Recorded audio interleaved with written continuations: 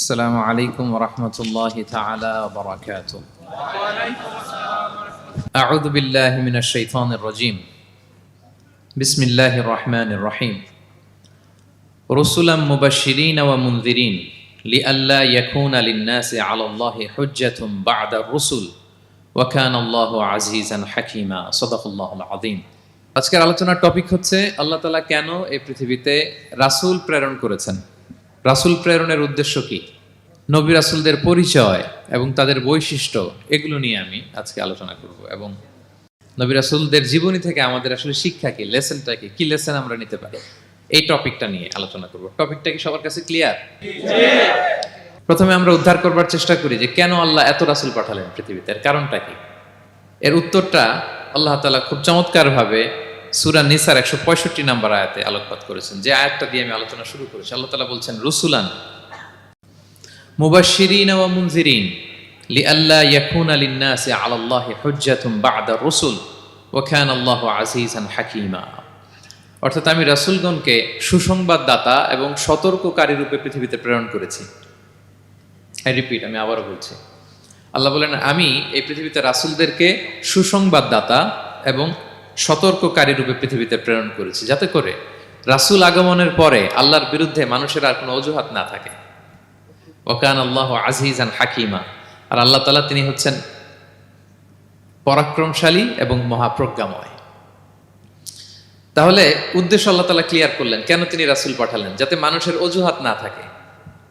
আল্লাহ তাআলা যদি রাসূল পৃথিবীতে বাণীবাহক হিসেবে প্রেরণ না করতেন, মানুষরা বলতো আল্লাহ আখিরাত বলে যে একটা কথা আছে, এটা তো আমি বুঝি নাই। আল্লাহ মৃত্যুর পরে যে আবার জীবিত হইতে হবে, এটা তো আমি শুনি নাই। আল্লাহ এই পৃথিবীতে আমি কি কি করেছি তার পাই টু পাই তোমার সুপ্রিম কোর্টের কাঠগড়ায় দাঁড়িয়ে যে বিচারের সম্মুখীন হতে হবে, কেউ তো আমার কোনোদিন বলে নাই। এজন্য আল্লাহ বলেন আমি পৃথিবীতে রাসূল পাঠিয়েছি, যাতে করে মানুষের কোনো এক্সকিউজ না থাকে। আচ্ছা বলেন তো, এখন কি কেউ আল্লাহরে বলতে পারবে আল্লাহ বিচার যে হবে এটা তো আমি জানি না? বলতে পারবে? আল্লাহ আখিরাত বলে যে একটা কথা আছে, পুনরুত্থান, পুনর্জীবিত হইতে হবে, আবার বিচারের সম্মুখীন হইতে হবে, জান্নাত জাহান্নাম আছে, এগুলো তো কোনোদিন আমি শুনি নাই। এই কথা, এই এক্সকিউজ তোলার কোনো সুযোগ কি আর আছে? No excuse will be granted that day, dear brothers and sisters. সেদিন কোনো এক্সকিউজ আল্লাহ তাআলা গ্রহণ করবেন না, কারণ আল্লাহ তাআলা রাসূলদেরকে প্রেরণ করেছেন। তারা আমাদেরকে বিস্তর বর্ণনা করে জানিয়ে গিয়েছে। এবং কেন রাসূলদেরকে প্রেরণ করেছেন, আল্লাহ বলেন যে দুইটা প্রাইম রেসপন্সিবিলিটি দিয়ে আমি রাসূলদেরকে প্রেরণ করেছি। এক নাম্বার মুবাশশিরিন, তারা সুসংবাদদাতা। তারা আমাদেরকে জানিয়েছে এই পৃথিবীতে যদি আমরা ভালো কাজ করি, এক আল্লাহর ইবাদত করি, কারো হক নষ্ট না করি, তাহলে আমরা জান্নাতে যেতে পারবো। জান্নাতের সুসংবাদ তারা দেন। They are the bearer of glad tidings, they are the bearer of paradise. তারা জান্নাতের সুসংবাদদাতা। রাসূলদের দুই নাম্বার প্রাইম রেসপন্সিবিলিটি হচ্ছে মুনজিরিন, তারা সতর্ককারী। তারা আমাদেরকে এই মর্মে সতর্ক করেছেন যে পৃথিবীতে যদি আল্লাহর ইবাদত না করে শিরক করো, বেদাত করো, এই পৃথিবীর বুকে যদি ফাসাদ করো, যদি সীমা লঙ্ঘন করো, যদি অন্যের অধিকার নষ্ট করো, তাহলে তোমাদেরকে জাহান্নামের আযাব ভোগ করতে হবে। ঠিক কিনা? তাহলে দুইটা প্রাইম রেসপন্সিবিলিটি। রাসূলরা হচ্ছেন মুবাশশিরিন, সুসংবাদদাতা, জান্নাতের সুসংবাদ দিয়েছেন। তারা ভালো কাজ করলে জান্নাতে যাওয়া যাবে। পাশাপাশি তারা হচ্ছেন সতর্ককারী। কিসের সতর্ককারী? জাহান্নামের ব্যাপারে সতর্ককারী। এই পৃথিবীতে ফাসাদ করলে, আল্লাহ তাআলার অবাধ্য হলে জাহান্নামে যেতে হবে। এবং রাসূল পাঠানোর মধ্য দিয়ে আল্লাহ তাআলা এক্সকিউজ দেওয়ার সুযোগ বন্ধ করে দিয়েছেন। কোনো এক্সকিউজ আর দেয়া চলবে না। তাহলে পৃথিবীতে কেন আল্লাহ তাআলা রাসূল পাঠালেন, এই পয়েন্টটাকে সবার কাছে ক্লিয়ার? আচ্ছা ক্লিয়ার, আমরা সামনের দিকে এগোই। এরপর আল্লাহ তাআলা বলেছেন এই পৃথিবীতে যত জাতি গোষ্ঠী আছে সব জাতির কাছে আমি রাসূল পাঠিয়েছি। ওয়া ইম মিন উম্মাতিন ইল্লা খালা ফিহা নাযীর। যত জাতি, যত নেশন এই পৃথিবীতে এসেছে, সব জাতিকে সতর্ক করবার জন্য, ইনস্ট্রাক্ট করবার জন্য, গাইড করবার জন্য আমি রাসূল পাঠিয়েছি। এমন কোন জাতি নাই যে জাতির মধ্যে আল্লাহ রাসূল পাঠায় নাই, সবাই রাসূল পেয়েছেন। এবং মজার ব্যাপার হচ্ছে they are the chosen and selected personality by Allah subhanahu wa ta'ala. রাসূলরা হচ্ছেন আল্লাহ তাআলার পক্ষ থেকে chosen এবং সিলেক্টেড। রাসূলদেরকে সিলেক্ট করেছে কে? আল্লাহ। তিনি বলেন ওয়া ইন্নাহুম ইনদানা লামিনাল মুস্তাফাইনাল আখিয়া। নবীরা হচ্ছে আমার কাছে মনোনীত, আমি তাদেরকে মনোনীত করেছি এবং তারা হচ্ছে সর্বশ্রেষ্ঠ মানুষ। তার মানে এই আয়াত থেকে বোঝা গেল নবীরা সিলেক্টেড, তারা ইলেক্টেড না। ইলেকশন করে নবী হওয়া যায় না, নবী সিলেক্টেড এর মাধ্যমে হইতে হয়, সিলেকশনের মাধ্যমে। আর সিলেক্ট করেন কে? চুজ করেন কে? ইলেকশন করে নবী হওয়া যায়? আমরা পৃথিবীর সবাই মিলে যদি ভোট দেই, যে আল্লাহ আমরা সবাই ভোট দিলাম, এ হচ্ছে রাসূল, তাকে রাসূল হিসেবে আপনি কবুল করেন, হবে ইলেকশনে ভোট দিলে? আমাদের সাথে যদি ম্যানকাইন্ডের সাথে জিন কাইন্ডও যুক্ত হয়, জিনেরাও যদি বলে আল্লাহ আমরাও আছি, আমরাও দিলাম একটা করে ভোট, হবে রাসূল হবে? ফেরেশতারাও যদি যুক্ত হয়, ফেরেশতারাও যদি বলে, মানুষও ভোট দিল, জিনেরাও দিল, ফেরেশতারাও দিল, প্রত্যেকে একটা করেই দিল, ধরেন প্রত্যেকের ভোট গণনা করার পরে দেখা গেল বিশাল ভোট কাউন্ট হয়েছে, এখন তাদের এই ভোটের উপর ভিত্তি করে রাসূল হবে কেউ? হবে? কারণ নবী ইলেকশনে হওয়া যায় না, নবী হয় সিলেকশনে। আর সিলেক্ট করেন কে? আল্লাহু ইয়ালামু হাইসু ইয়াজআলু রিসালাতাহু। কাকে রাসূল বানাবেন, কাকে তিনি নবী হিসেবে অ্যাপয়েন্ট করবেন, এটা তিনিই জানেন। শুধুমাত্র কেবলমাত্র একমাত্র আল্লাহ তাআলা সোললি এটাকে কন্ট্রোল করেন। কেউ চাইলে কারো ভোটে, কারো ইলেকশনে নবী হওয়া যায় না। নবীরা হচ্ছেন সিলেক্টেড, চুজেন পার্সোনালিটি বাই আল্লাহ সুবহানাহু ওয়া তাআলা। তাহলে নবীরা নির্বাচিত নন, ওনারা মনোনীত। নবীরা কি নির্বাচিত? নবীরা মনোনীত। এখন কতজন নবী রাসূল আল্লাহ তাআলা পাঠিয়েছেন? আল্লাহ তাআলা সুস্পষ্ট করে জানাননি কতজন। কিছু কিছু হাদিস থেকে পাওয়া যায় লক্ষাধিক রাসূল, নবী এবং রাসূল আল্লাহ তাআলা পৃথিবীতে পাঠিয়েছেন। কিন্তু কোরআন আল কারিমে এই লক্ষাধিক নবী রাসূলের সবার কথা আল্লাহ তাআলা আমাদেরকে শোনাননি। আল্লাহ তাআলা মাত্র 25 জন রাসূলের কথা আমাদেরকে শুনিয়েছেন। কতজন? 25 জনের কথা আল্লাহ তাআলা শুধু আমাদেরকে বলেছেন, বাকিদের কথা বলেন নাই। কতটুকু আমাদের বলা দরকার এটা আমাদের চেয়ে ভালো জানেন কে? আল্লাহ ভালো জানেন। আল্লাহ তাআলা ভালো জানেন কতটুকু আমাদেরকে জানাতে হবে। যত রাসূল তিনি পাঠিয়েছেন, যত নবী পাঠিয়েছেন, সবার কথা যদি আল্লাহ কোরআনে বলতেন, তাহলে কোরআন কি মাত্র 611 পৃষ্ঠার একটা বই হতো? 10 খণ্ড, 15 খণ্ড, 20 খণ্ড। তখন আমরা হাফেজ হতে পারতাম? হ্যাঁ, আমরা হাফেজ তরিকুল ইসলাম পাইতাম তখন? হ্যাঁ, তাকরিম পাইতাম? তখন তো হাফেজ হওয়া যেত না। এটা যদি 15 খণ্ড, 20 খণ্ডের বিশাল ভলিউম হয়, হাফেজ হওয়া যেত না। এজন্য আল্লাহ তাআলা সব নবীদের কথা আমাদেরকে শোনায় নাই, মাত্র 25 জন নবীর কথা কোরআনে আল্লাহ শুনিয়েছেন। কতজন? আল্লাহ বলেন রুসুলান কদ কসাসনাহুম আলাইকা মিন ক্বাবলু ওয়া রুসুলান লাম নাকসুসহুম আলাইক। নবী হে, অনেক রাসূলের কথা আপনাকে শুনিয়েছি, আবার অনেক রাসূলের কথা আমি শোনাই নাই। যাদের কথা শোনানোর প্রয়োজন মনে করেছি তাদের কথাই আমি শুনিয়েছি। তাহলে আমরা বুঝলাম কোরআনে বর্ণিত হয়েছে কয়জন নবী রাসূলের নাম? সবাই বলবেন আওয়াজ করে, কয়জন? 25 জন। এবং এই 25 জন নবীর মধ্য থেকে 6 জনের নামে আল্লাহ 6টা সূরা ডেডিকেট করেছেন কোরআনে, 6টা সূরা উৎসর্গ করেছেন। সূরা ইউনুস, সূরা ইউসুফ, সূরা ইব্রাহিম, সূরা মুহাম্মদ, সূরা নূহ, সূরা হুদ। 6 জন নবী। কয়জন নবী? 6 নবীর নামে আল্লাহ তাআলা 6টা সূরা ডেডিকেট করেছেন। এবং এই যত নবী আল্লাহ তাআলা পাঠিয়েছেন, সব নবীর উপর ঈমান আনা আবশ্যক। হ্যাঁ, it's compulsory to believe in every messenger sent by Allah subhanahu wa ta'ala to validate our faith. আমাদের ঈমানটাকে প্রিজার্ভ করার জন্য সব নবীর উপর আমাদের ঈমান আনতে হবে, সব নবী। আমরা যে ঈমান আনি, ঈমানে মুফাসসাল, যেখানে 7টা বিষয়ের উপর বিস্তারিত ঈমানের যে ঘোষণা আমরা দেই, আমরা তো বলি যে ঈমানে একটা মুজমাল আর একটা কি মুফাসসাল। ঈমানে মুফাসসালে 7টা বিষয়ের প্রতি ঈমান আনতে হয়। আমানতু বিল্লাহি ওয়া মালাইকাতিহি ওয়া কুতুবিহি, তারপরে ওয়া রুসুলিহি, পাইছেন? ওয়াল ইয়াউমিল আখিরি ওয়া বিল কদরি খাইরিহি ওয়া শাররিহি মিনাল্লাহি তাআলা ওয়াল বা'সি বা'দাল মাউত। এই 7টা বিষয়ের উপর বিস্তর ঈমান আমাদেরকে আনতে হয়। এই 7টার মধ্যে রাসূলদের ব্যাপার আছে না নাই? রাসূলদের উপর ঈমান আনতে হবে। যদি না আনি তাহলে আরকানুল ঈমান পূর্ণ হলো না, আমার ঈমান পরিপূর্ণ হবে না। তাহলে রাসূলদের উপর পূর্ণাঙ্গ ঈমান আনা এটা আবশ্যক। এবং এই সকল নবী এবং রাসূলদের একটাই ধর্ম ছিল। ধর্মটার নাম কি? সবাই বলুন, কি নাম? সবার একটাই ধর্ম, সব নবীর একটাই ধর্ম। কারণ আল্লাহর কাছে মনোনীত ধর্ম কয়টা? একটা। ইন্নাদ দীনা ইনদাল্লাহিল ইসলাম। আল্লাহর কাছে মনোনীত একটাই ধর্ম, সেটা হচ্ছে ইসলাম। এই যে ইহুদি বলে, নাসারা বলে, এগুলো ধর্ম না, এগুলো বংশ, গোষ্ঠী, জাতির নাম অনুসারে নামকরণ করা হয়েছে। যেমন নাসারা এসেছে, ঈসা আলাইহিস সালামের মা মারিয়াম ফিলিস্তিনের নাসিরিয়া শহরে জন্মগ্রহণ করেছেন। নাসিরিয়া, ওইখান থেকে আসছে নাসারা। ইয়াকুব আলাইহিস সালামের 10 ছেলে, এই 10 ছেলের মধ্যে থেকে এক ছেলের নাম হচ্ছে ইয়াহুদা। এই ইয়াহুদা থেকে এসেছে ইহুদি। কিন্তু সব নবীর ধর্ম একটা। আওয়াজ করে বলুন তো সবাই, সেটা কি? ইসলাম। সবার ধর্ম একটা ছিল ইসলাম। বিষ্ণু ইসা ইসলাম বলেন, ওয়াল আম্বিয়াউ ইখওয়াতুন লিআল্লাতিন। সেই বুখারীর বর্ণনা, নবীগণ হচ্ছে একে অন্যের বৈমাত্রেয় ভাইয়ের মতো। বৈমাত্রেয় ভাই মানে মা ভিন্ন কিন্তু বাবা এক, এরকম হয় না? ধরেন আমার বাবা যদি একাধিক বিয়ে করে, তো প্রত্যেক স্ত্রী গর্ভে যদি সন্তান আসে, তো আমরা সবাই তো ভাই, কি বলেন? কিন্তু মা ভিন্ন। মা কি? তবে বাবা এক। নবীদের দৃষ্টান্তটা এরকম, আল আম্বিয়া ও ইখওয়াতুন লিআল্লাত। নবীরা হচ্ছেন বৈমাত্রেয় ভাইয়ের মতো, তাদের মা ভিন্ন কিন্তু বাবা এক। বিষ্ণু ইসলাম বলেন, উম্মাহাতুহুম শাত্তা ওয়া দীনুহুম ওয়াহিদ।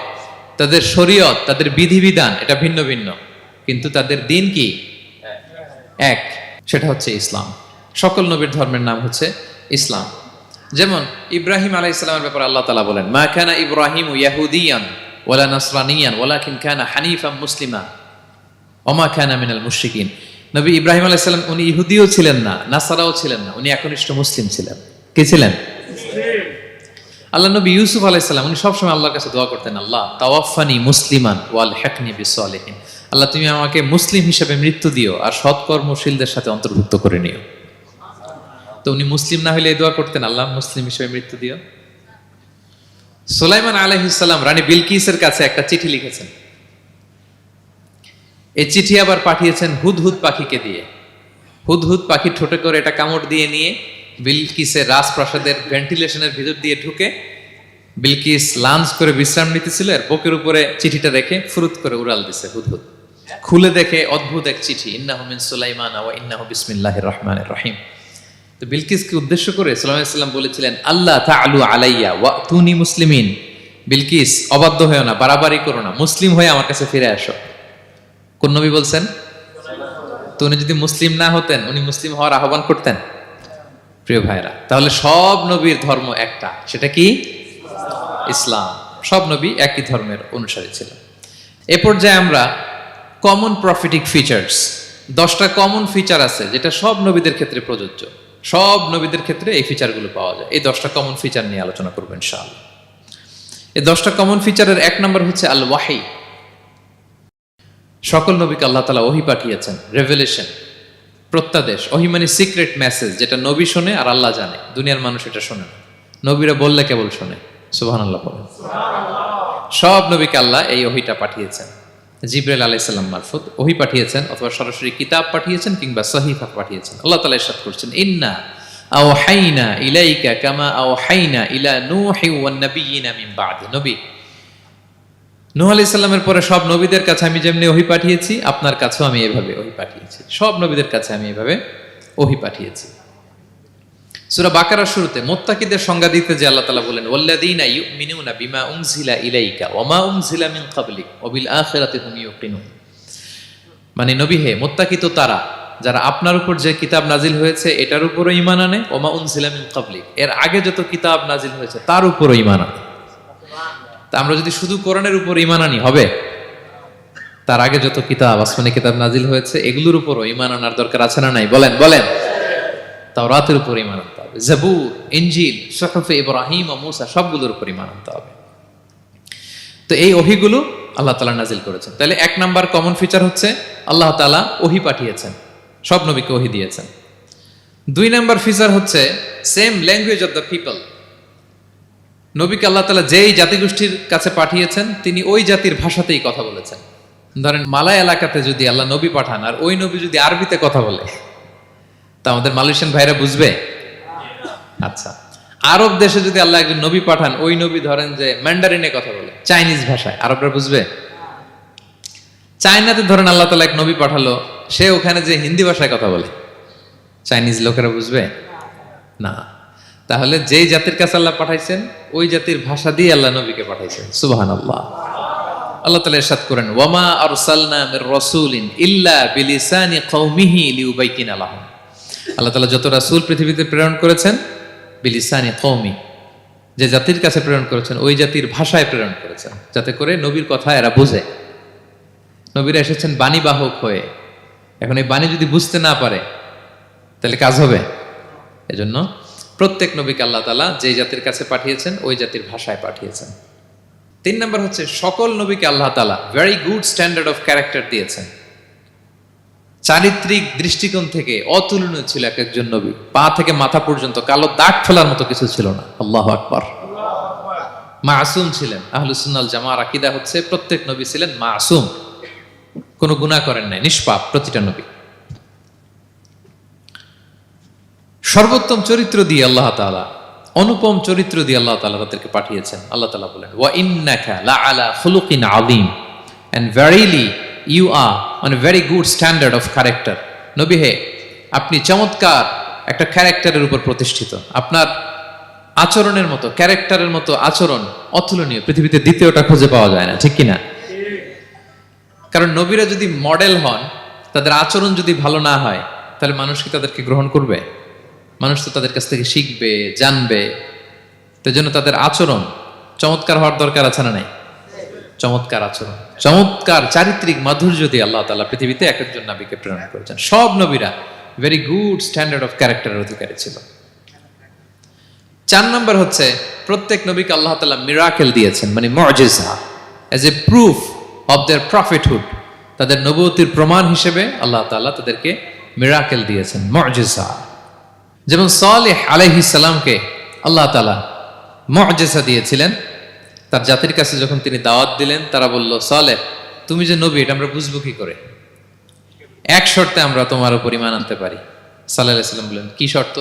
বলতেছে, এই যে পাহাড় দেখো, এই পাহাড়ের ভেতর থেকে যদি একটা উট বের করো, 10 মাসের গর্ভবতী একটা উটটা বেরোবে, বেরোয় বাচ্চা দিবে, সাথে সাথে আমরা উটের দুধ দহন করে খাবো, এরপর আমরা ঈমান আনবো। চিন্তা করছেন কত শর্ত? পাহাড়ের ভেতর থেকে কি বের করে দেখাইতে হবে? উট। উনি আল্লাহর কাছে দোয়া করলেন, আল্লাহ বললেন কবুল, তবে কথা না শুনলে কিন্তু খবর আছে। বলছে ঈমান আনবে, ঈমান না আনলে কিন্তু খবর আছে। উনি দোয়া করলেন, আল্লাহ কবুল করলেন। পাহাড় বিদীর্ণ হয়ে একটা বিশাল আকৃতির উট বেরোয় আসলো, 10 মাসের গর্ভবতী উট। মুহূর্তে এটা ডেলিভারি করলো একটা উটের বাচ্চা, এবং দুধ দিতে আরম্ভ করলো, ওলান ভর্তি দুধ। সবাই পেট ভরে দুধ খেলো। খাওয়ার পরে কয়, তুমি জাদুকর। খাওয়ার পরে সাল্লাল্লাহু আলাইহি সাল্লাম কি বলে? ইউ আর এ ম্যাজিশিয়ান, তুমি জাদুকর, তুমি তো বড় ভেলকিবাজ সালেহ, তুমি পাহাড়ের ভিতরে ভেলকি ঢুকাই দিছো। আল্লাহ তাআলা তাদেরকে একটা সাউন্ড গ্রেনেড, প্রচন্ড শব্দ তরঙ্গ দিয়ে ধ্বংস করে দিলেন। কানের পর্দা ফেটে সবগুলো লাশ হয়ে জমিনে পড়ে রইল। তাহলে এই যে সাল্লাল্লাহু আলাইহি সাল্লাম যেটা দেখাইছেন, এটা কি ভেলকি ছিল? ম্যাজিক ছিল? কি ছিল? মুজিজা, miracle, as a proof of their prophethood. তাদের নবুয়তির প্রমাণ হিসেবে আল্লাহ তাআলা তাদেরকে মুজিজা দিয়েছেন। মূসা আলাইহিস সালামের মুজিজা কি ছিল? লাঠি। ফাআলকাহা ফাইযা হিয়া হাইয়াতুন তাসআ। ওই লাঠি রেখে দিলে মুভিং স্ন্যাক হয়ে যেত, নড়তেছে সাপ, ছবল মারবে এরকম। সুবহানাল্লাহ, এটা কি ম্যাজিক ছিল? কি ছিল? মুজিজা। ঈসা আলাইহিস সালামকে আল্লাহ তাআলা মাইন্ড ব্লোয়িং মুজিজা দিয়েছেন। অন্ধ ব্যক্তির চোখে হাত বুলিয়ে দিলেই দৃষ্টিশক্তি ফিরে পেত। ধবল রোগী, কুষ্ঠ রোগীর গায়ে টাচ করে দিলে স্কিন পরিষ্কার হয়ে যেত। মৃত ব্যক্তিকে দাঁড়াতে বললে মুহূর্তে দাঁড়িয়ে যেত। কুম বিইযনিল্লাহ, আল্লাহর আদেশে দাঁড়াও বললে লাশ জীবিত হয়ে দাঁড়িয়ে যেত। বেলকিবাজি ছিল এটা? কি ছিল? বিষ্ণু ঈসা ইসলাম দাওয়াত দিচ্ছেন কুরাইশদেরকে, ওরা মানে না। বিষ্ণু নবী পাগল পড়া, বললেন, আচ্ছা বলো কুরাইশের লোকেরা কি বললে বিশ্বাস করবে যে আমি সত্য নবী? কি বললে বিশ্বাস করবে? তারা বলল, মুহাম্মদ ওই যে আকাশের চাঁদ, এটার 2 ভাগ করে দেখাইতে বললে বিশ্বাস করবো তুমি সত্য নবী। কি আবদার দেখছেন? হ্যাঁ, নবীদেরকে পেয়ে মামুর বাড়ির আবদার নিয়ে আসছিল এক এক জাতিগোষ্ঠী। বলে, মুহাম্মদ আকাশের জল জলে চাঁদটাকে যদি তুমি 2 ভাগ করে দেখাতে পারো তবেই বুঝবে তুমি নবী। বিষ্ণু ইসলাম আল্লাহর কাছে দোয়া করলেন, আল্লাহ বললেন, ঠিক আছে। ইখতারাবাতিস সাআতু ওয়ানশাক্কাল কমার ওয়া ইয়ারাউ আয়াতান ইয়ারিদু ওয়া ইয়াকুলু সিহরুম মুস্তামির। বিষ্ণু নবী সাব্বাবা, এই আঙ্গুলের নাম কি? ইবহাম, সাব্বাবা, ওয়ুসতা, বিংসার, খিনসার। হ্যাঁ, আমরা ইংরেজি নাম ঠিকই জানি, আরবিটা জানি না। ইবহাম, সাব্বাবা, ওয়ুসতা, বিংসার, খিনসার। বিষ্ণু সাব্বাবা আঙ্গুলি উঠালেন, এটা শাহাদাত আঙ্গুলি বলে আমাকে, আসলে সাব্বাবা আরবিতে। তো বিশ্বনবী এভাবে আল্লাহর নাম নিয়ে চাঁদের দিকে ইঙ্গিত করলেন, মুহূর্তে আকাশের জ্যোৎস্না বিলানো চাঁদটা 2 ভাগ হয়ে গেল। কুরাইশরা দেখে তো অবাক। বিষ্ণু বললেন, এবার কথা অনুযায়ী ঈমান আনো। বলে, Muhammad, you are a magician. Muhammad, তুমি বড্ড বড় জাদুকর, তুমি চাঁদের মধ্যে জাদু লাগাই ফেলছো। নাউযুবিল্লাহি মিন যালিক। তাহলে আল্লাহ তাআলা age a proof of their prophethood, তাদের নবুয়তের প্রমাণ হিসেবে প্রত্যেক নবীকে কি দিয়েছেন? মুআজিজা দিয়েছেন, সব নবীকে দিয়েছেন। 5 নাম্বার, সকল নবীর দাওয়াতি মিশন এক ছিল, একই মিশন নিয়ে নবীরা পৃথিবীতে এসেছেন। সেটা কি? তাওহীদ, রিসালাত, আখিরাত। আমার সাথে সাথে বলেন, তাওহীদ, রিসালাত, আখিরাত।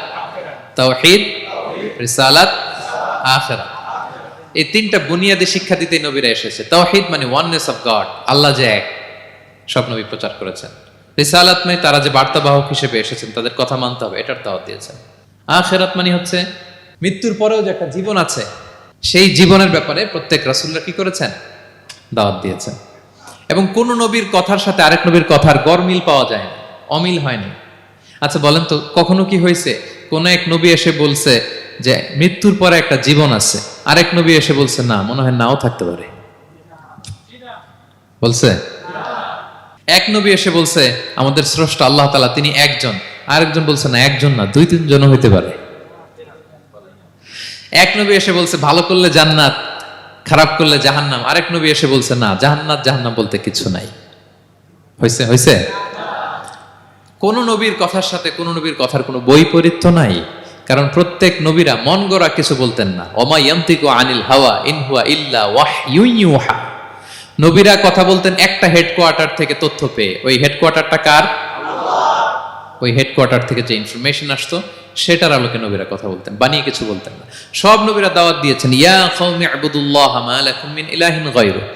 হে আমার জাতির লোকেরা, এক আল্লাহর ইবাদত করো, আল্লাহ ছাড়া অন্য কারো ইবাদত করো না। সব নবীরা বলেছেন ইন্নী লাকুম রাসূলুন আমিন, নিশ্চয় আমি তোমাদের কাছে বিশ্বস্ত রাসূল হিসেবে প্রেরিত হয়েছি। সব নবীরা বলেছেন ইয়াউমা লা তামলিকু নাফসুন লিনাফসিন শাইআ ওয়াল আমরু ইয়াউমা ইযিল লিল্লাহ। এমন এক দিনের মুখোমুখি হতে হবে, কেউ কারো উপকার করতে পারবে না। নেতা কর্মীর উপকারে আসবে না, কর্মী নেতার উপকারে আসবে না, পীর সাহেব মুরিদের উপকারে আসবে না, মুরিদ পীর সাহেবের উপকারে আসবে না, হাজবেন্ড ওয়াইফের কিছু করতে পারবে না, ওয়াইফ হাজবেন্ডকে কিছু করে দিতে পারবে না। দিনটা বড্ড ভয়ঙ্কর।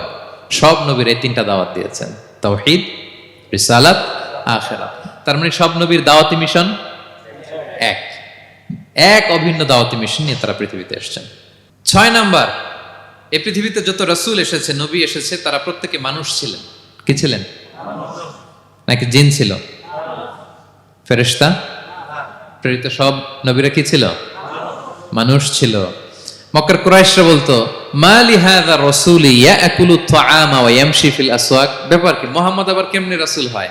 আমরাও বাজারে যাই, উনিও যায়, আমরাও বিয়ে করি, উনিও বিয়ে করে, আমাদেরকে মারলে কাটলে লাল রক্ত, ওনার রক্ত বের হয়। তো তারা চাচ্ছিল, তারা বলতেছিল যে মানুষ না দিয়ে আল্লাহ যদি ফেরেশতা পাঠাইতো নবী হিসেবে, তাইলে না ভালো হইতো। তালবাহান, এটার কি বলে? ফেরেশতা পাঠালে কি বলতো জানেন? ফেরেশতা পাঠালে বলতো ফেরেশতাদের তো ক্ষুধা লাগে না, এরা বুঝবে কি আমাদের কষ্ট? ফেরেশতাদের তো জৈবিক চাহিদা নাই, এরা কেমনে বুঝবে? ফেরেশতাদের তো খারাপ কাজ করার প্রবণতা, টেন্ডেন্সি নাই। আমাদের যে কষ্ট, দুঃখ, ফিলিংস, সেটা তো ফেরেশতারা বুঝে না। ফেরেশতারা কেমনে আমাদের নবী হয়, এটা বলতো, ঠিক কিনা? তালবাহানা বলে কেমন রাসূল, আমরা যা করি তাই করে। আল্লাহ বলেন সব নবীকে আমি মানুষ হিসেবে প্রেরণ করেছি। বিষ্ণু ইসলাম বলেন ইন্নামা আনা বাশারুম মিসলুকুম, নিশ্চয় আমি তোমাদের মতোই মানুষ। তোমাদের মতোই কি মানুষ। তো পার্থক্য হচ্ছে ইউহা ইলাইয়া, আমার কাছে ওহী আসে, প্রত্যাদেশ আছে আল্লাহ তাআলার পক্ষ থেকে। তাহলে 6 নম্বর যেই কমন ফিচার আমরা জানলাম, আল্লাহর পাঠানো সবগুলো নবী এবং রাসূল তারা কি ছিলেন? সবাই বলুন, তারা কি ছিলেন? মানুষ ছিলেন। 7 নম্বর কমন ফিচার হচ্ছে আল্লাহর পাঠানো সব নবী এবং রাসূলরা ওনারা পুরুষ ছিলেন। কি ছিলেন? কোন নবী কি নারী ছিল বলেন তো? হ্যাঁ, নারী নবী আছে? নাই। নবী হওয়ার জন্য ম্যাসকুলিনিটি শর্ত, পুরুষ হওয়া শর্ত।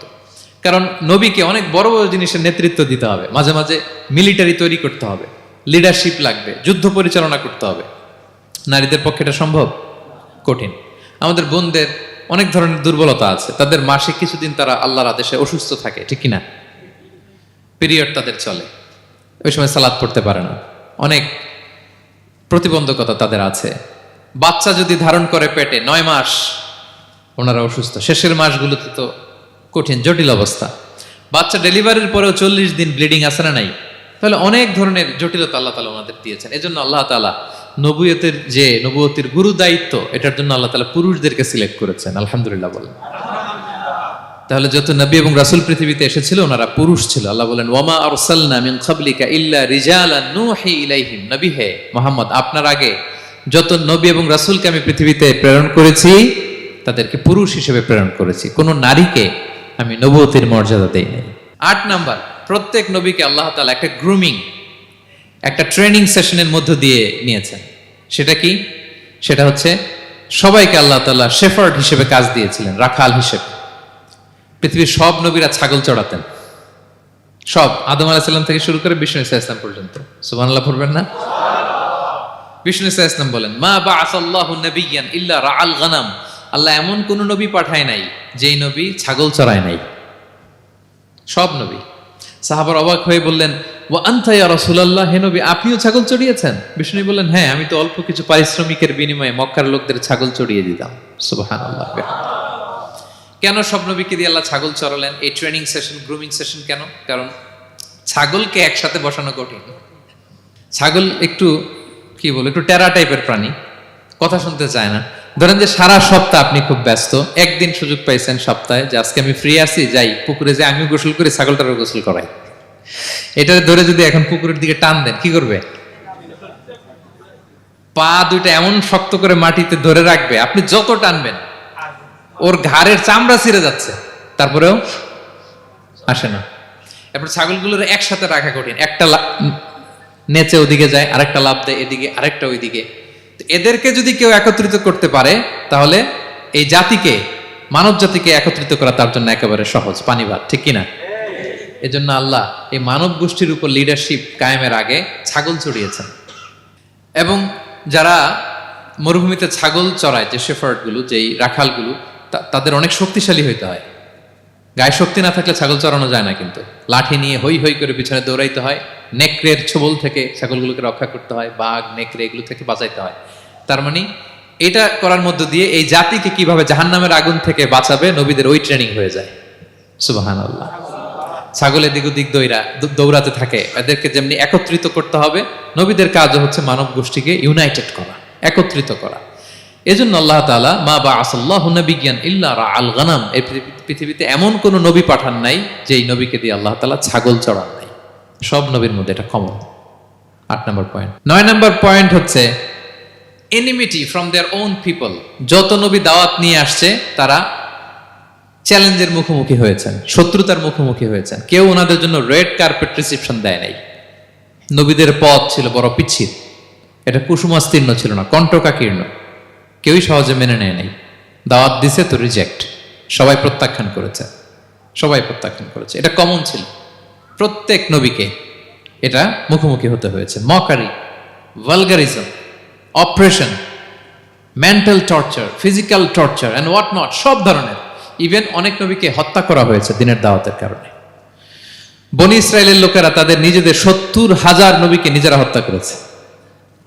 এমনকি আমার নবী বিশ্বনবী মুহাম্মদ রাসূলুল্লাহ সাল্লাল্লাহু আলাইহি ওয়াসাল্লামকে হত্যার ষড়যন্ত্র করা হয়েছিল। আল্লাহ তাআলা দয়া করে বিশ্বনবীকে হিজরতের ব্যবস্থা করে দিয়ে প্রাণে বাঁচিয়েছেন, মক্কা থেকে মদিনাতে পাঠিয়ে দিয়েছেন। তাহলে এই পথ বড় কঠিন ছিল, নবীদের পথ, সব নবীর জন্য, এক্সেপ্ট সুলাইমান এবং দাউদ আলাইহিস সালাম, তাদের কথা ভিন্ন। এছাড়া সব নবীরা এই সংগ্রাম, এই বিরোধিতা, এই শত্রুতা, এই জেলাসি, এগুলোর মুখোমুখি হয়েছে পৃথিবীর সকল নবীরা, সকল নবীরা। বিষ্ণু ইসা ইসলাম ঘুমাতে পারে নাই একটা রাত শান্তিতে। বিষ্ণুর বায়োগ্রাফি যদি আপনি পড়েন, জীবনে যদি পড়ে দেখেন, প্রত্যেকটা নবীর জীবনে এই কষ্টকর মুহূর্তগুলো ছিল। শত্রুতা সব নবীকে পোহাতে হয়েছে। বিষ্ণু ইসা ইসলামের কাছে যখন প্রথম নাজিল হলো ইকরা বিসমি রাব্বিকাল্লাযী খালাক, সূরা আলাকের প্রথম কয়টা আয়াত? 5 আয়াত নিয়ে কোরআনের ভারে নতুন রেভেলেশন পেয়ে বিষ্ণুনবী কাঁপতে আরম্ভ করলেন। কাঁপতে কাঁপতে জ্বর এসে গেল বিষ্ণুনবীর গায়ে, নিচে নেমে আসলেন। খাদিজা রাদিয়াল্লাহু তাআলা আনহাকে বললেন, জাম্মিলুনি জাম্মিলুনি, আমাকে কম্বল চাপা দাও, আমার খুব শীত লাগছে, আমার জ্বর এসে গিয়েছে। কাঁপতে লাগলেন বিষ্ণু ইসলাম। খাদিজা রাদিয়াল্লাহু তাআলা আনহার এক চাচাতো ভাই ওয়ারাকা ইবনে নাওফল ছিল ইনজিল কিতাবের পণ্ডিত খাদিজা রাদিয়াল্লাহু তাআলা আনহা বিষ্ণুকে নিয়ে চাচাতো ভাইয়ের কাছে গেলেন, যে বলেন, ভাই ওরাকা দেখেন তো মোহাম্মদ কি বলে, সে কি দেখছে, কি নিয়ে আসছে, কাঁপতেছে আর বলতেছে আমি মরে যাব, আমাকে কম্বল চাপা দাও। ওরাকা বললেন, মোহাম্মদ কে এসেছিল বলতো? বিষ্ণু জিবরাইল ইসলামের বর্ণনা দিলেন। কি বলেছে বলতো? 5 আয়াতের বর্ণনা বিষ্ণু ইসলাম দিলেন। তখন বিষ্ণু ইসলামের কথা শুনে ওরাকা বলল, তোমার কাছে যে এসেছে ওহুয়ান নামুস, মানে জিবরিল, সে সব নবীদের কাছে এসেছে। মোহাম্মদ তুমি নবী হবা, তুমি কি হবা? তুমি নবী হবা, আখিরি নবী হবা তুমি। যে তোমার কাছে এসেছে সে সব নবীদের কাছে ওহী নিয়ে এসেছিল। আর জেনে রাখো মোহাম্মদ, তোমার এলাকার লোকেরা একদিন তোমাকে এলাকা থেকে বের করে দিবে। ভবিষ্যৎবাণী করতেছিলেন। বিশ্বনবী বললেন, আওয়া মুখরিজিয়াহুম, আমার ভাই বেরাদার, আমার জ্ঞাতি গোষ্ঠীর লোকেরা আমার এলাকা ছাড়া করবে? ওরাকা বললেন, হ্যাঁ। লাম ইয়াতি রাজুলুন কত্তু বিমিসলি মা জিতা বিহি ইল্লা উদিয়া, তোমার মতো এরকম রিসালাতের দায়িত্ব নিয়ে যারাই কোনো জাতির কাছে এসেছে তাদের সাথে এরকম শত্রুতা করা হয়েছে। বিষ্ণু ইসলাম সেদিনের কথা শুনে, ওরাকার কথা শুনে অবাক হয়েছিলেন। তাহলে সব নবীদের ক্ষেত্রে 9 নম্বর কমন বৈশিষ্ট্য হচ্ছে তাদেরকে বাধার সম্মুখীন হতে হয়েছে। এখনো যারা নবীদের পথে চলবে বা চলে তাদের জীবনে বাধা বিপত্তি আছে না নাই? হ্যাঁ, তারা জেনে বুঝেই এই পথে এসেছে, তারা হিসাব মিলিয়েই এই পথে নেমেছে। এজন্য বাধা বিপত্তি চ্যালেঞ্জ কোন মুমিনকে তার রাস্তা থেকে সরাতে পারে না, ঠিক কিনা বলেন? এক চুলো নড়াতে পারে না। এটা নবীদের পথ, এটা নবীওয়ালা কাজ। এখানে জুলুম থাকবে, এখানে বাধা বিপত্তি থাকবে, এখানে চ্যালেঞ্জ থাকবে। এই পথটা সোজা, সিরাতুল মুস্তাকিম। যদি শেষ মাথায় যাওয়া যায়, ডাইরেক্ট জান্নাতুল ফিরদাউস। আলহামদুলিল্লাহ। তাহলে সব নবীরা বাধার সম্মুখীন হয়েছেন। 9টা কমন ফিচার গেল। 10 নম্বর, দ্য লাস্ট কমন ফিচার, পৃথিবীর সব নবীরা ইন্তেকাল করেছেন, আর কোন নবী আসবেন? আসবে? পৃথিবীর সব নবীরা মারা গিয়েছেন, কিন্তু আলামুল বারজাখে, বারজাখের জগতে নবীরা জীবিত। আই রিপিট, আমি আবারও বলি, প্রত্যেক নবী তার কবরে জীবিত। আলামুল বারজাখে। আমরা এই দুনিয়াতে আসার আগে যেই জগতে ছিলাম, ওই জগৎটার নাম হচ্ছে আলামুল আরওয়াহ, মানে রুহের জগৎ। সেখান থেকে আমরা এই জগতে এসেছি, এটার নাম আলামুদ দুনিয়া, দুনিয়ার জগৎ। আবার মৃত্যুর পরে যে নতুন এক্সটেশনে আমরা যাব, সেটার নাম হচ্ছে আলামে বারজাখ, বারজাখের জগৎ। নবীরা ওই বারজাখের জগতে জীবিত। বিষ্ণু ইসলাম সুনানে আবু দাউদের হাদিসে বলেন যে, ইন্নাল্লাহ হাররামা আলাল আরদি আন তাকুলা আজসাদাল আম্বিয়া, আল্লাহ তাআলা এই জমিনকে, নবীদের দেহকে কনজিউম করাকে হারাম করে দিয়েছেন। মানে জমিনের জন্য নবীদের লাশকে পচিয়ে ফেলা, খেয়ে ফেলা হারাম। যত নবী যেখানে ইন্তেকাল করেছেন, তাদের পবিত্র দেহ মোবারক এখনো আগের মতো একেবারে, যখন মৃত্যুবরণ করেছিলেন তখন লাশটা যেমন তাজা ছিল, এখনো প্রত্যেকে তার কবরে এরকম তাজা লাশ নিয়ে শুয়ে আছে। প্রত্যেক নবী কবরে জীবিত। বিষ্ণু ইসলাম ওনার কবরে জীবিত। তবে এটা বারজাকি জগতে। এই দুনিয়া তিনি যেভাবে জীবিত ছিলেন ওইভাবে না, বারজাকি জগতে জীবিত। আমরা যখন প্যারা নবীর উপর সালাম পৌঁছাই, দুরুদ পড়ি, প্রত্যেক ফেরেশতা, একটা ফেরেশতা আছে এই দুরুদগুলোকে নিয়ে বিষ্ণুনবীর কাছে পৌঁছায়। আপনার বাবার নাম, আপনার নাম বলে ফেরেশতা বলে যে অমুকের ছেলে অমুক আপনাকে সালাম দিয়েছে। বিষ্ণুনবী কবর থেকে নিজে ওই সালামের উত্তর বলে, কারণ বিষ্ণু ইসলাম বারজাকের জগতে তিনি জীবিত। হায়াতুন নবী, বারজাকের জগতে তিনি জীবিত। আরেক হাদিসে বিষ্ণু ইসলাম বলেন, আল আম্বিয়া ও আহিয়াউন ফি কুবুরিহিম ইউসাল্লুন, নবীরা তাদের কবরে জীবিত, সেখানে তারা সালাত আদায় করে। নবীরা তাদের কবরে কি করে? সালাত আদায় করে। তাহলে এই 10টা হচ্ছে কমন ফিচার্স এবং প্রফিটস। সব নবীদের মধ্যে এই বিষয়গুলো পাওয়া যায়। সর্বশেষ পয়েন্ট হচ্ছে lessons from the life of the profits. এত নবী রাসূল যে আল্লাহ তাআলা আমাদের হেদায়েতের জন্য পাঠালেন, তাদের জীবনী থেকে আমাদের জন্য শিক্ষা কি, লেসন কি, এটা জানার দরকার আছে না নাই? বলেন, কি লেসন আমরা নিব? অনেক লেসন আছে। আমি সংক্ষিপ্ত পরিসরে 2-1টা বলি। আমি আমার মিজানুর রহমান আজহারি ভেরিফাইড ইউটিউব চ্যানেলে প্রফেট সিরিজ নামে একটা সিরিজ করেছি, 25 পর্বের। কোরআনে কয়জন নবীর নাম উল্লেখ হয়েছে? 25। আর আমার চ্যানেলে কয় পর্ব? তার মানে 25 জন নবীর ব্যাপারে আমি ওয়েল ডকুমেন্টেড ম্যানারে একাডেমিকলি আলোচনা করেছি। আপনারা শুনবেন, আপনাদের জন্যই করেছি, শুনবেন আপনারা। এবছর 21শে বইমেলায় আপনারা শুনেছেন আমার একটা বই প্রকাশিত হয়েছে। বইয়ের নাম হচ্ছে জেগে ওঠো আবার। এটা আমি নিজে লিখেছি। আরেকটা বই 6 খণ্ডের আমি সম্পাদনা করেছি, সেটা হচ্ছে ছোটদের নবী রাসূল। বইটার নাম কি? ছোটদের নবী রাসূল। সত্যায়ন প্রকাশন থেকে 6 পর্বের খুব চমৎকার গ্রাফিক্যাল ইউজার ইন্টারফেস দিয়ে আপনার সোনামণিরা, বাচ্চারা তারা জেনে যাবে যে তাদের আসল আইকন কারা, তাদের আসল সুপার হিরো কারা, তাদের অনুসরণীয় অনুকরণীয় ব্যক্তিত্ব হবে কারা। এই বইটা লিখতে, সম্পাদনা করতে আমাদের অনেক চ্যালেঞ্জ আমরা ফেস করেছি, কারণ এটা আপনাদের জন্য লিখি নাই, লিখছি কাদের জন্য? বাচ্চাদের জন্য। আমি বাচ্চাদেরকে গল্প শোনাচ্ছি এরকম একটা ভাব নিয়ে লিখেছি। আমি বারবার ভেবেছি যে আমার ছোট্ট মেয়েটাকে যদি আমি শোনাই, ওকে বুঝাইলে ও কিভাবে বললে বুঝবে। গল্পের মতো করে খুব রস দিয়ে, আনন্দ দিয়ে প্রতিটা বাক্য এভাবে সাজানো হয়েছে। 6 খণ্ডের ছোটদের নবী রাসূল সিরিজ, যদি সুযোগ হয় আপনারা সংগ্রহ করবেন। বড়দের নিয়েও আমরা নবী রাসূলদের উপর আমাদের সামনে কাজ আসবে, আমরা জানাবো। তো আজকের এই কায়েত ফাউন্ডেশন বাংলাদেশের এই প্রোগ্রামে সর্বশেষ যে পয়েন্টটা আপনাদের সামনে আমি উপস্থাপন করতে চাই, সেটা হচ্ছে lessons from the life of the profits. নবী রাসূলদের জীবনী থেকে আমাদের জন্য কি শিক্ষা। 25 জন নবীকে কভার করা সম্ভব হবে না। আমি সেখান থেকে মাত্র 7 জন নবীর জীবনী থেকে 7টা শিক্ষা 7 মিনিটে বলে আমরা শেষ করে দেব ইনশাআল্লাহ বিইذنিল্লাহ।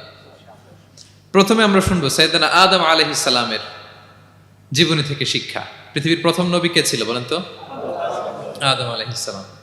আমরা যেমনি আমাদের শৈশব ছিল, কৈশোর ছিল, যৌবন, তারপর বার্ধক্যের দিকে যাচ্ছি, ওনার কি এরকম ছিল?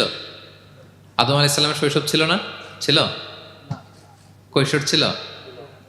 কনফিউশনে পড়ে গেছে। ছিল? ছিল না। মজার ব্যাপার হচ্ছে ওনার শৈশব কৈশোর ছিল না, ওনাকে আল্লাহ সৃষ্টি করতে যুবক করে সৃষ্টি করছে। সুবহানাল্লাহ, এত আসতে কেন? সৃষ্টি করতেই যুবক, 60 হাত লম্বা। কয় হাত? 60 হাত লম্বা করে তৈরি করছেন আদম আলাইহিস সালামকে। আপনারাও যারা জান্নাতে যাবেন 60 হাত লম্বা হয়ে ঢুকবেন, 33 বছরের যুবক হয়ে ঢুকবেন। 80 বছর বয়সে মারা গেল, কত বছর বয়সে ঢুকবেন? গালে কোনো দাড়ি থাকবে না। এই দুনিয়ায় দাড়ি রেখে নেন, ওখানে দাড়ি ছাড়া উঠবেন একেবারে। কোনো জুরদা মুর্দা ও আবনা ও সালাসা ওয়া সালাসিন, 33 বছরের তাগড়া ইয়াং সুপারস্টার হয়ে জান্নাতে ঢুকবো আমরা। তো আদম আলাইহিস সালামকে আল্লাহ প্রথম নবী করে পৃথিবীতে পাঠালেন। ওনাকে জান্নাতে সব খাইতে বললেন যে সব খাও, একটা গাছের কাছে যেও না। কিন্তু শয়তান সে তার মিশন নিয়ে আসে। সে আদম আলাইহিস সালামকে ভুলভাল বোঝালো, আদম আর হাওয়াকে, যে একটা কাজ করো, আল্লাহ তাআলা তোমাকে না করছে কেন জানো? আল্লাহ তো চায় না তুমি জান্নাতে থাকো, আল্লাহ চায় তোমাদেরকে দুনিয়াতে পাঠাই দিবে। তো তুমি যদি ওই গাছের ফল খেয়ে ফেলো, আল্লাহ আর দুনিয়াতে পাঠাইতে পারবে না। কিন্তু আল্লাহ চায় তোমাদেরকে কই পাঠাবে? কিন্তু যদি গাছের ফল খেয়ে ফেলো আর পাঠাইতে পারবে না। এজন্য আল্লাহ নিষেধ করছে গাছের ফল খায় না। চিন্তা করছেন?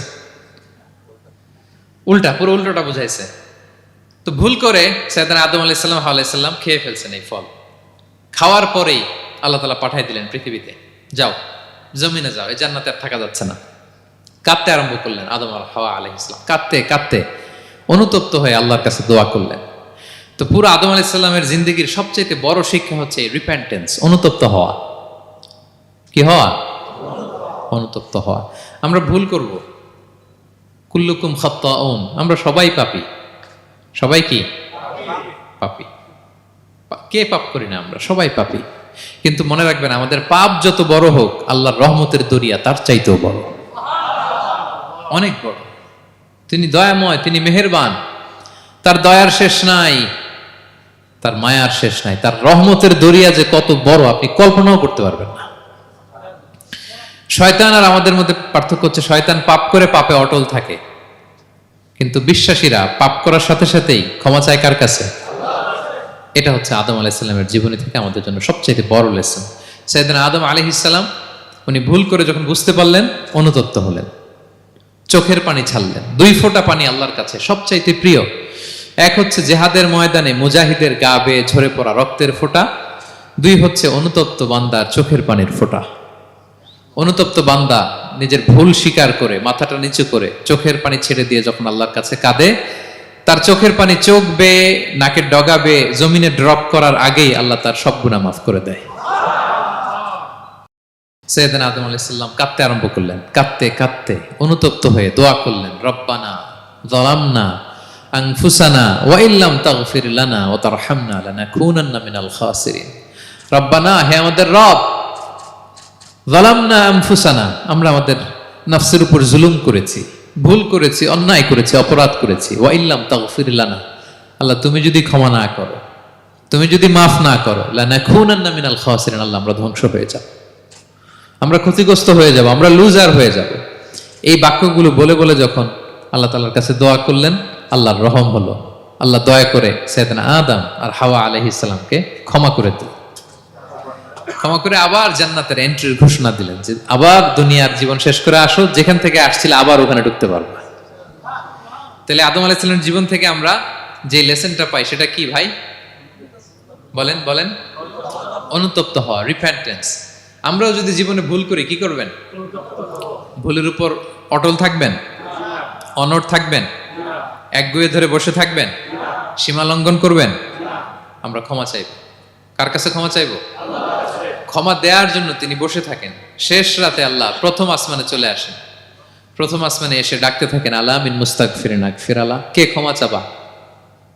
কে পাপ করেছে, জুলুম করেছে, বলো, আমি ক্ষমা দেওয়ার জন্য আসছি। আলা মিন মুস্তারজিকিন আরযুক আলা, কার রিজিকের দরকার, কার চাকরি নাই, কার ব্যবসা মন্দা, আমার কাছে চাও, আমি আল্লাহ বাড়িয়ে দেব। কার কি লাগবে বল, আমি দেব। আল্লাহ তাআলা দেওয়ার জন্য আসছে, আমি নেয়ার জন্য উঠতে পারি না। আমরা যেন আল্লাহ তাআলার কাছে চাই বেশি বেশি, এবং ভুল করলে যেন আমরা অনুতপ্ত হই। ভুল করলে আমরা কি হব? সাইয়েদনা আদম আলাইহিস সালামের জীবন থেকে আমরা এটা শিখলাম। 2 নম্বরে সাইয়েদনা নূহ আলাইহিস সালামের লাইফ থেকে আমরা কি শিখি?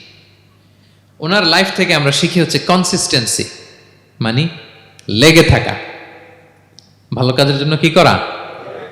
লেগে থাকা। উনি 950 বছর দাওয়াত দিয়েছিলেন ওনার জাতিকে। কয় বছর বলেন তো? 950 বছরের দাওয়াতি কার্যক্রমের ফলে উনি ফলোয়ার জোটাইতে পারছেন কয়জন জানেন? 80 জন। কয়জন? এরাই আমাদের পূর্বপুরুষ। আমরা পৃথিবীর সবাই কিন্তু এদেরই নাতিপুতি। এই 80 জনকে নিয়ে উনি নৌকার উপর উঠছিলেন, কিস্তির উপর, আর বাকিটা তো মহাপ্লাবন দিয়ে আল্লাহ ধ্বংস করে দিয়েছেন। ওই 80 জন আবার জমিনে এসে জমিন আবাদ করা শুরু হলো, ওখান থেকে পৃথিবীর সকল মানুষ। সুবহানাল্লাহ। উনি বলেন, ক্বালা রাব্বি ইন্নী দাআউতু কওমি লাইলান ওয়া নাহারা, আল্লাহ আমি দিন রাত এক করে আমার জাতিগোষ্ঠীকে দাওয়াত দিয়েছি। ফালাম ইয়াজিদহুম দুআই ইল্লা ফিরারা, কিন্তু আমারে দেখলে লোকগুলো ভেগে ভেগে যায়। আর কি করে? আমার কথা যেন শুনতে না হয়, এরা কানে আঙ্গুল দিয়ে রাখে আর মুখে কাপড় পেঁচিয়ে রাখে। নূহ আলাইহিস সালাম তারপরও থামতেন না, কন্টিনিউয়াস দাওয়াতি কাজ। লোকজন নূহ আলাইহিস সালামকে পিটিয়ে আধামরা করে কাঁথা দিয়ে পেঁচিয়ে পাহাড়ে রেখে আসতেন। ওইখান থেকে এসে নূহ আলাইহিস সালাম আবার দাওয়াত দিতে শুরু করতেন। What a consistency! কিভাবে লেগেছিলেন! 950 বছর তিনি দাওয়াত দিয়েছেন, মাত্র 80 জন ফলোয়ার হয়েছিল। তাহলে আমরা অল্প দাওয়াতি কাজ করেই আমরা হতাশ হয়ে যাই। হায় রে, আমার কথা শুনলো না, হায় রে আমার কথা পৌঁছাইল না, হায় রে আমার কাছে এসে কেউ মুসলিম হইল না, হায় রে আমার কথা। অস্থির। আপনার কাজ হচ্ছে পৌঁছে দেওয়া, আপনার কাজ হচ্ছে কোরআনের কথা মানুষকে বলা। এটা দিয়ে কতটুকু কি হবে এটার ফয়সালা কার? তাহলে নূহ আলাইহিস সালামের জীবনী থেকে আমাদের শিক্ষা হচ্ছে কনসিস্টেন্সি। 950 বছর উনি লাগাতার দাওয়াত দিয়েছেন, থামে নাই, হতাশ হয় নাই, হাল ছাড়া নাই। নবীরা কখনো হাল ছাড়ে না।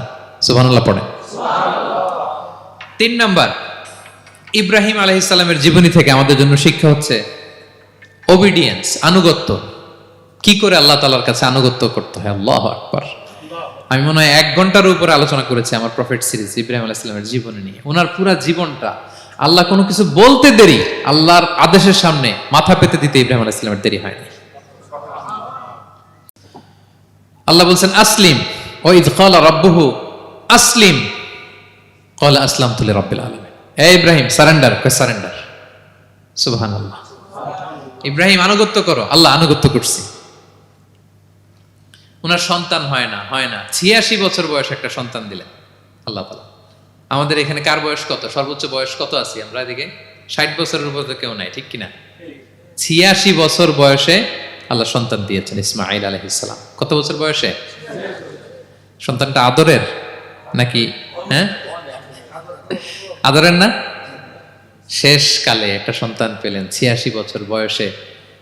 ইব্রাহিম আর হাজেরার ঘরকে উজাড় করে ফুটফুটে এক সন্তান ইসমাঈল আলাইহিস সালাম আসলেন। ভালোবাসা, আদর যেন ঠিকরে পড়ে, এত গদগদ ভালোবাসা। এবার বললেন যাও হাজেরা আর দুধের সন্তান ইসমাইলকে মরুভূমিতে ফেলে দিয়ে আস। বলতে দেরি, রেখে আসতে দেরি নেই। এটাই হচ্ছে ইব্রাহিম আলাইহিসসালামের আনুগত্য। দুধুমরু প্রান্তরে হাজেরা আর ইসমাইল আলাইহিসসালামকে রেখে আসলেন, চলে আসলেন। বুকটা ফেটে চৌচির, 86 বছর বয়স একটা দুধ সন্তান পেলাম, দুধের বাচ্চা আমার স্ত্রী সহ মরুভূমিতে রেখে আসলাম। রেখে আবার থাকাও যাবে না, যাও তুমি ফিলিস্তিনে, এরা থাকবে মক্কায় মরুভূমির মাঝখানে। পরে আল্লাহ জুরহুম কওমের মাধ্যমে এদেরকে পানি, জামজাম অনেক কিছু দিলেন। লম্বা ঘটনার দিকে যাচ্ছে। এরপর হৃদয় যখন ফেটে চৌচির হয়ে যায়, তখন আল্লাহ তাআলা বলেন ঠিক আছে যাও, যা একটু ছেলেরা দেখে আসো। এবার যে দেখে ছেলেরা আরো মায়া লাগে, কারণ একটু বড় হয়েছে তো, এবার দৌড়াইতে পারে, হাঁটতে পারে। সুবহানাল্লাহ বলেন। এবার যখন দৌড়াইতে পারে, হাঁটতে পারে, আব্বু আব্বু বলে ডাকতে পারে, মায়াটা যখন একটু গাঢ় হয়েছে, আল্লাহ বলে এবার ছেলেরা জবাই কর। দেখছেন কি পরীক্ষা? 86 বছর বয়সে সন্তান পেল, রেখে আসলো মরুভূমিতে, একটু বড় হইল, দেখা করতে গেল, এবার বলে জবাই করো। জবাই করো বলতে দেরি, ছুরি চালাতে দেরি হয়নি। কুরবানির ইতিহাস লম্বা ইতিহাস, দিকে যাব। এরপরে আল্লাহ কবুল করলেন। এরপরে বললেন বাপ বেটা মিলে মরুভূমির মধ্যে ঘেমে ঘেমে একটা ঘর বানাও। এরপরে ঘোষণা দাও মানুষকে, যেটা আমার ঘর। বাপ বেটা মিলে কষ্ট করে একটা ঘর বানালেন। এবার বললেন আজান দাও, ঘোষণা দাও, সবাই যেন এখানে আসে। আল্লাহ কারে ঘোষণা দিব? কেউ তো নাই। বলতেছে তুমি ঘোষণা দাও, এই ঘোষণার শব্দ পৃথিবীর সব মানুষের কর্ণকুহরে আমি আল্লাহ নিজ দায়িত্বে পৌঁছে দেব। আমরা যারা রুহের জগতেও তখনও ছিলাম, যারা লাব্বাইক বলতে পেরেছি, তাদের ঠিকই নসিবে ওই কাবা ঘর জিয়ারতের নসিব হয়ে যাবে। উনি ঘোষণা দিলেন, দেখেন কেউ নাই, ধুধুমরু প্রান্তর। আজকের মক্কাকে কল্পনা করেন তো কি অবস্থা। এই রমজানের লাস্ট 10 days অফ রমাদান আপনি জায়গা পাবেন? হজের চেয়েও বেশি মানুষ। কিভাবে আল্লাহ কবুল করেছেন, কিভাবে আনুগত্য, সাবমিসিভনেস, নিজেকে আল্লাহর কাছে পুরো সুপর্দ করা, এর নমুনা সাইয়েদনা ইব্রাহিম আলাইহিস সালাম পেশ করেছেন। তাহলে সংক্ষিপ্ত কথা হচ্ছে, আল্লাহ নবী ইব্রাহিম আলাইহিস সালামের জীবনী থেকে আমাদের জন্য শিক্ষা হচ্ছে অবিডিয়েন্স, আনুগত্য। কিভাবে আল্লাহর আদেশের সামনে মাথা পেতে দিতে হয়। পারা যাবে তো? হ্যাঁ, ওই ইব্রাহিম আলাইহিস সালামের রক্ত আমাদের দেহে বহমান। আমরাও নবী ইব্রাহিমের উত্তরসূরি। নবী ইব্রাহিমের আলাইহিস সালামের মতো আমরাও ইসলামের জন্য জীবন বিলিয়ে দেওয়ার দরকার আছে না নাই? বলেন বলেন। শক্ত পদে আমাদেরকেও এরকম স্যাক্রিফাইসের মেন্টালিটি অর্জন করতে হবে। অবিডিয়েন্স, আনুগত্যের শিক্ষা আমরা নবী ইব্রাহিম আলাইহিস সালামের কাছ থেকে পাই। 4 নম্বর, ইয়াকুব আলাইহিস সালাম, ওনার জীবনী থেকে শিক্ষা হচ্ছে পেশেন্স, ধৈর্য। আমাদের অনেকের ধৈর্য নাই, আমরা অস্থির, অল্পতে ধৈর্য হারাই ফেলি। ধৈর্য এমন একটা গাছ, এই গাছের সারা গায়ে অনেক কাঁটা, কিন্তু এই গাছের ফল বড্ড মিষ্টি। ধৈর্য এমন একটা গাছ, গাছের সারা গায়ে কি, কিন্তু ফলটা। ইয়াকুব আলাইহিস সালামের কলিজার টুকরা ইউসুফ আলাইহিস সালামকে ভাইয়েরা মেরে আহত করে কুয়ায় ফেলে দিছে। কুয়া থেকে নিয়ে মিশরে বিক্রি করে দিস। এখন এতিম হয়ে আরেক জায়গায় থাকে, বাবার কলিজা ফেটে যায়, ছিঁড়ে যায়, কিন্তু কাউরে বিচার দেয় না, কাউরে কিছু বলে না। উনি বলে ইন্নামা আশকু বাসি ওয়া হুজনি ইলাল্লাহ, আমার দুঃখ কষ্ট মনের জ্বালার যন্ত্রণা আমি একজনের বলি, তিনি কে? আল্লাহ। ধৈর্য ধারণ করলেন। প্রাপ্তবয়স্ক অবস্থায় ওনার ছেলে বানিয়ামিন, তাকেও হারালেন। আবার বলে আমি কাউরে বিচার দেই না, একজনের বলে, তিনি কে? আল্লাহ। এই 2 ছেলের শোকে কাঁদতে কাঁদতে অন্ধ হয়ে গেলেন। আল্লাহু আকবার। সাইয়েদনা ইয়াকুব আলাইহিস সালাম একবারও ধৈর্য হারা হন নাই। তাহলে আল্লাহ নবী ইয়াকুব আলাইহিস সালামের জীবনী থেকে আমাদের জন্য শিক্ষা হচ্ছে পেশেন্স। বিপদে আমরা কি ধরবো? ধৈর্য ধারণ করব। 5 নম্বরে, ইউসুফ আলাইহিস সালামের জীবনী থেকে আমাদের শিক্ষা হচ্ছে he is the archetype of good character, উন্নত চরিত্রের মডেল। আমার যুবক ভাইয়েরা, কায়েত ফাউন্ডেশন বাংলাদেশের আজকের ইফতার প্রোগ্রামে যুবক যারা এসছো, তোমাদের জন্য শিক্ষা আর্কিটাইপ অফ গুড ক্যারেক্টার, চরিত্র কিভাবে হেফাজত করতে হয় এর মডেল, প্রেরণার বাতিঘর। তাগড়া যুবক, পৃথিবীর সবচাইতে সুন্দর পুরুষ ইউসুফ আলাইহিস সালাম। তাকে দেখে ওই সময়ের আরেক বিশ্ব সুন্দরী জুলাইখা প্রেমে মাতোয়ারা, গোপন কক্ষে নিয়ে প্রেম নিবেদন করেছে, বলেছে ইউসুফ কাক পক্ষে টের পাবে না। আল্লাহ নবী ইউসুফ আলাইহিস সালাম এটাকে প্রত্যাখ্যান করলেন। জোরাজুরি করলো, প্রত্যাখ্যান করলেন। মারধর করা হলো, প্রত্যাখ্যান করলেন। সবশেষে আলটিমেটাম দিল, যদি আমার কথা মতো না চলো জেলখানায় ভরবো। উনি বললেন ক্বালা রাব্বি সিজনু আহাব্বু ইলাইয়া মিম্মা ইয়াদউনানি ইলাই, আল্লাহ এই পাপের কাজের চেয়ে জেলখানায় আমার জন্য ভালো। বিনা অপরাধে, বিনা দোষে 1 যুগ মিথ্যা অপবাদে কারাবন্দী ছিলেন সাইয়েদনা ইউসুফ আলাইহিস সালাম। তারপরেও চরিত্রের ব্যাপারে 1 বিন্দুও কম্প্রোমাইজ করেন। যুবক ভাইরা, চরিত্র বড় দামি সম্পদ। সম্পদ গেলে সম্পদ আসে, স্বাস্থ্য গেলে স্বাস্থ্য আসে, একবার চরিত্র নষ্ট হলে ওই চরিত্র আর ফিরে পাওয়া যায় না। সাইয়েদনা ইউসুফ আলাইহিস সালামের জীবনী থেকে আমাদের শিক্ষা হচ্ছে চরিত্রকে কিভাবে প্রিজার্ভ করতে হয়। এটা 6 নম্বরে সাইয়েদনা ঈসা আলাইহিস সালামের জীবনী থেকে আমাদের জন্য শিক্ষা হচ্ছে স্লেভারি, দাসত্ব। কারণ আমরা সবাই গোলাম একজনের, বলেন তো কার গোলাম? আল্লাহর গোলাম। কিন্তু ওনার সব উম্মতেরা মানে খ্রিস্টানরা তাকে বলে সান অফ গড, উনি নাকি আল্লাহর সন্তান। নাউজুবিল্লাহ পড়েন। ওনার মা ম্যারি মানে মারিয়াম আলাইহিস সালাম নাকি আল্লাহর স্ত্রী। নাউযুবিল্লাহ। কিন্তু উনি জন্মের পরেই দুধের শিশু মায়ের কোলে বসে একটা ছোট্ট ভাষণ দিয়েছিলেন, বলেছিলেন ইন্নী আব্দুল্লাহ আতানিয়াল কিতাবা ওয়া জাআলানি নাবিয়্যা। আল্লাহ আমাকে আল্লাহর গোলাম বানিয়ে পাঠিয়েছেন। দেখেন কি নবী, প্রথমে এসে বলেন আমি কিন্তু রাসূল। একে তো দুধের শিশু, মুখের প্রথম কথা কি? ইন্নী আব্দুল্লাহ, আমি আল্লাহর গোলাম। যাতে করে পুরো খ্রিস্ট সমাজের বিরুদ্ধে দলিল হয়ে থাকে যে তোমাদের নবী পৃথিবীতে এসে তার মুখ নিঃসৃত প্রথম শব্দটাই ছিল আমি আল্লাহর দাস, আমি আল্লাহর গোলাম। এবং উনাকে ওনার মাকে আল্লাহ স্পেশাল ইন্টারোগেট করবেন কিয়ামতের দিন। ঈসা, মারিয়াম, তোমরা কি বলে আসছিলা যে তুমি আমার বউ আর তুমি আমার সন্তান? ওনারা কাচুমাচু করে থার করে কাঁপবে আল্লাহর সামনে, কারণ এটা শিরকের প্রশ্ন।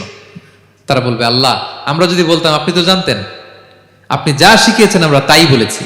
আল্লাহ জানেন যে উল্টাপাল্টা কিছু বলে নাই, তারপরও কোটি কোটি মানুষের সামনে এত বিশাল জনগোষ্ঠী কেন এই নবীকে আল্লাহর সন্তান বললো? আল্লাহ তাআলা ঈসা আলাইহিস সালামকেও ছাড়বেন না, জিজ্ঞেস করবেন।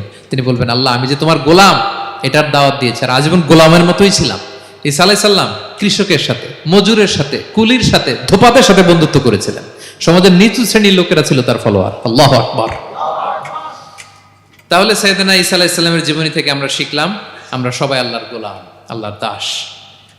সর্বশেষ নবী, বিশ্ব নবী, পেয়ারা নবী মুহাম্মদুর রাসূলুল্লাহ সাল্লাল্লাহু আলাইহি সাল্লামের জীবনী থেকে কি শিক্ষা? এই শিক্ষা তো বলতে গেলে ঘন্টার পর ঘন্টা লাগবে। একটা শিক্ষা শুধু বলি, সেটা হচ্ছে মার্সি। ওমা আরসালনাকা ইল্লা রাহমাতাল লিল আলামিন। I have sent you as a mercy for the entire universe. নবী হে, আমি আপনাকে গোটা বিশ্বের সবার জন্য রহমত করে প্রেরণ করেছি। তিনি মানুষের জন্য রহমত, তিনি প্রাণীর জন্য রহমত, তিনি পাখির জন্য রহমত, তিনি স্ত্রীদের জন্য রহমত, তিনি উম্মতের জন্য রহমত, তিনি তার ফলোয়ার সাহাবীদের জন্য রহমত। ঠিক কিনা? তিনি কত রহমতের নবী ছিলেন? বিষ্ণু ইসলাম কতটা রহমতের নবী ছিলেন? ছোট্ট একটা উদাহরণ দিয়ে শেষ করি। বিষ্ণু ইসলাম বলেন লিকুল্লি নাবিয়িন দাওয়া মুস্তাজাবা। আল্লাহ প্রত্যেকটা নবীকে একটা করে দোয়ায়ে মুস্তাজাবা দিয়েছেন। মানে এমন দোয়া, এই দোয়া করতে দেরি কিন্তু দোয়া কবুল হতে দেরি হয়। সব নবীকে আল্লাহ বলছেন এই নবীরা তোমাদের প্রত্যেককে একটা করে দোয়া করার সুযোগ দিলাম এই দুনিয়াতে, এবং দোয়াটা করার সাথে সাথেই কবুল করে ফেলবে। বিষ্ণু বলেন লিকুল্লি নাবিয়িন দাওয়া মুস্তাজাবা। সব নবীরা একটা করে দোয়া মুস্তাজাব পেয়েছেন, দাআউ বিহা। আর নবীরা ওই দোয়াটা দুনিয়াতেই করে ফেলছে। সব নবীর ওই স্পেশাল দোয়া যেটা করলেই কবুল, ওটা সব নবীরা কি করছে? দুনিয়াতেই করে ফেলেছে। কিন্তু বিষ্ণু নবী বলেন ওয়া ইন্নী আখতাবিউ দাওয়াতি শাফাআতান লি উম্মতি ইয়াউমাল কিয়ামা। আমি আমার সেই দোয়াটা এই দুনিয়ার বুকে অন্যান্য নবীদের মতো করি নাই। আমি আমার দোয়াটা আমার গুনাহগার উম্মতের জন্য কিয়ামতের কঠিন দিনে তারা যখন মুসিবতে পড়ে যাবে, ওই মুসিবত থেকে বাঁচার জন্য ওই দোয়াটা আমি আমার উম্মতের জন্য রেখে দিয়েছি। ওয়া ইন্নী আখতাবিউ দাওয়াতি শাফাআতান লি উম্মতি ইয়াউমাল কিয়ামা। সব নবীরা এই দোয়াটা করেছে, দুনিয়াতেই কবুল হয়ে গিয়েছে।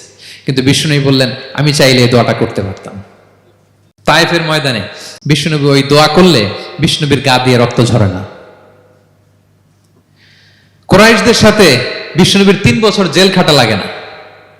মদিনাতে বিষ্ণুনবী অনেক না খেয়েছিলেন, পেটে পাথর বেঁধেছিলেন, দোয়া করলে জান্নাত থেকে খাবারের বস্তা চলে আসতো, মুহূর্তেই কবুল।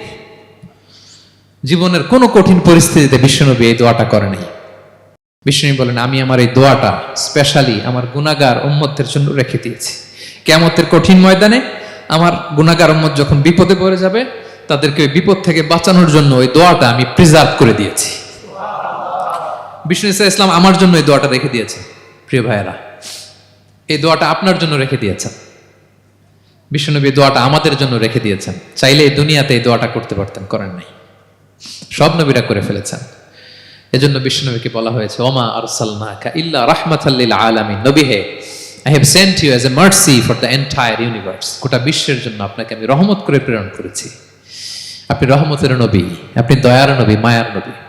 বিষ্ণুনবীর জীবনী থেকে শিক্ষা হচ্ছে আমরাও যেন আমাদের অধীনস্থ যারা আছে তাদের প্রতি যেন রহমদিল হই, আমরা আমাদের প্রতিবেশীদের প্রতি যেন রহমদিল হই, আমরা আমাদের ফ্যামিলির সদস্যদের প্রতি যেন রহমদিল হই। এই মার্সি, এই দয়া মায়ার ছোঁয়া যেন বিষ্ণুনবীর উম্মত হিসেবে আমাদের হৃদয়েও থাকে।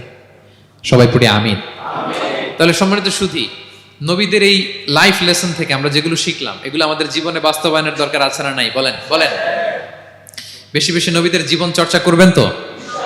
প্রফেট সিরিজের যে লেকচারগুলো আপনাদের জন্য রেখেছি আপনারা শুনবেন তো? সবাই ছেলে মেয়েদেরকে নবীদের জীবনী শেখাবেন তো? তারাই হচ্ছে আমাদের রিয়াল হিরো, তারাই হচ্ছে সুপার হিরো, দে আর আওয়ার আইকন। এবং আমাদের হেদায়েতের জন্য তাদেরকে আল্লাহ তাআলা আমাদের কাছে পাঠিয়েছেন নবী হিসেবে, রাসূল হিসেবে। নবীরা যেই পথে চলেছেন, যে দিক নির্দেশনা আমাদেরকে দিয়েছেন, আমরা যেন আমাদের জীবনকে ওই পথে ওই মতে পরিচালিত করতে পারি। আল্লাহ তাআলা আমাদের সবাইকে কথাগুলো বোঝা আর আমল করার তৌফিক দান করুন। হাযা মা ইনদি ওয়াল ইলমু ইনদাল্লাহ আলাইহি তাওয়াক্কালতু ওয়া ইলাইহি উনীব। ওয়াসসালামু আলাইকুম ওয়া রাহমাতুল্লাহি তাআলা ওয়া বারাকাতুহু।